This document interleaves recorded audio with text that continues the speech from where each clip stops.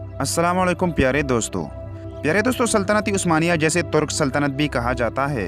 इस अजीम सल्तनत की बुनियाद 1299 में अनातोलिया यानी मौजूदा तुर्की की कबायली लीडर गाजी उस्मान ने रखी थी। ये दुनिया की तारीख में सबसे ज़्यादा ताकतवर और लंबे अरसे तक कायम रहने वाली हुकूमत थी। 13वीं सदी की बिल्कुल आखिर में कायम होने वाले इस सल्तनत ने फतूहात के जरिए जल्द ही अपने कदम मजबूत कर ली और 15वीं सदी की आखिर तक सल्तनत उस्मानिया की हुक्मरानी 7.6 मील मुरब्बा मील तक फैल चुकी थी, जिसमें तुर्किया, मिस्र, यूनान, बुल्गारिया, रोमानिया, मकदूनिया, हंगरी, फलस्तीन, उर्दन, लबनान, शाम, जजीरा नुमा अरब और शुमाली अफ्रीका की कुछ हिस्से शामिल थे। सल्तनत उस्मानिया की हुकूमत मुसलमानों की तारीख का एक सुनहरा दौर था, जिसमें दीनी और दुनियाई तालीम के मराकज़ और हस्पतालों की तामीर हुई। तुर्कों ने तिब, कानकनी और अस्करी टेक्नोलॉजी में तरक्की करने के साथ साथ बड़े पैमाने पर तिजारत को फरोग़ दिया। सल्तनत उस्मानिया की कामयाबी की वजह इनकी जंगी महारत थी। सल्तनत की सिपाहियों को बेहतरीन ट्रेनिंग फराहम की जाती थी और ये लोग दीन से क़ल्बी लगाव रखते थे। जिहाद के बरकत से उन्हें कामयाबियाँ मिलती गई और सल्तनत उस्मानिया के सामने बड़े बड़े जंगजू लश्कर भी ढेर होते रहे। मुसलमानों की ये अजीम शान सल्तनत 623 साल कायम रहने के बाद आखिरकार 1922 में मुकम्मल तौर पर ख़त्म हुआ और 29 अक्टूबर 1923 को इसी जमहूरी करार दे दिया गया।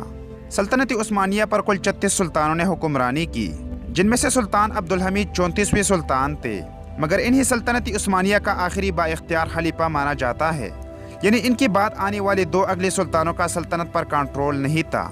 ये वीडियो क्लिप 100 साल पुराना है। सल्तनत उस्मानिया का आखिरी बाइख्तियार सुल्तान अब्दुल हमीद की दरबार में थियोडर हेज़ल, जो यहूदी सहूनियत तहरीक और इसराइल का हकीकी बानी था, इसने यहूदी रियासत की बुनियाद रखी और फ़लस्तीन में यहूदियों को आबाद करवाया था। थियोडर हेज़ल एक बड़ा जर्नलिस्ट और सियासी कारकुन भी था। इस वीडियो में आप देख सकते हैं कि थियोडर हेज़ल सल्तनत उस्मानिया के सुल्तान अब्दुल हमीद के सामने अदब से झुककर इनके हाथों को चूम रहा है। उस वक़्त मुसलमानों की शान व शौकत और रोब व दबदबा ऐसा था कि बड़े बड़े यहूदी और ईसाई इनके कदमों में बैठते थे और इनकी मुसलमानों के सामने नज़र तक उठाने की औकात नहीं थी। सल्तनत उस्मानिया मुसलमानों की मजबूत तरीन सल्तनत थी, लेकिन सुल्तान अब्दुल हमीद के बाद ये पोलाद के मानंद कड़ी हुकूमत एकदम से ज़मीन बोस हो गई।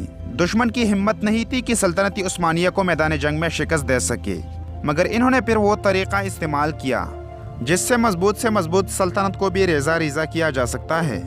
दुश्मन ने साजिश के तहत सल्तनत उस्मानिया में मौजूद चंद ईमान परोशों को हड्डियां डालना शुरू कर दी।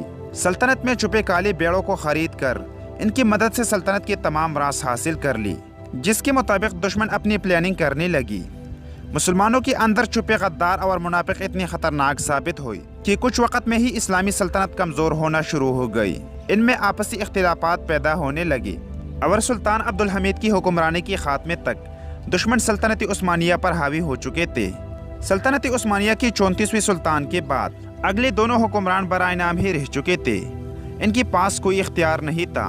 सल्तनत उस्मानिया 600 साल की हुक्मरानी के बाद तार तार होकर रह गई। आखिर बचे कचे सल्तनत पहली जंग अजीम में जर्मनी की जानिब से लड़ी और जर्मनी के शिकस्त के बाद सल्तनत उस्मानिया का मुकम्मल खात्मा हुआ। 1923 में 100 साल के लिए एक मुआहिदा किया गया, जिसे मुआहिदा लोज़ान कहा जाता है। इस मुआहिदे की वजह से आखिरी सुल्तान महमूद शीशम वहीदुद्दीन, जिन्हें शाह बाबा भी कहा जाता था, उन्हें मअज़ूल कर दिया गया और ऐसी शराइत रखी गई जो बिल्कुल मुसलमानों के खिलाफ थी।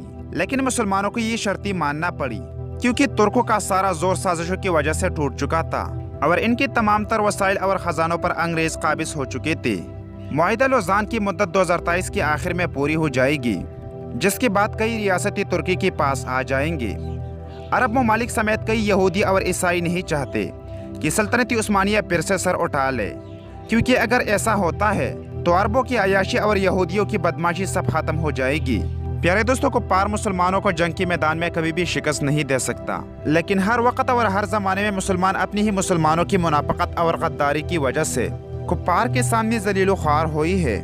और वो कहते हैं ना कि जब अपनों में गद्दार और मुनाफिक पैदा हो जाए तो मैदान में खड़ा शेर भी कुत्तों से बाजी हार जाता है।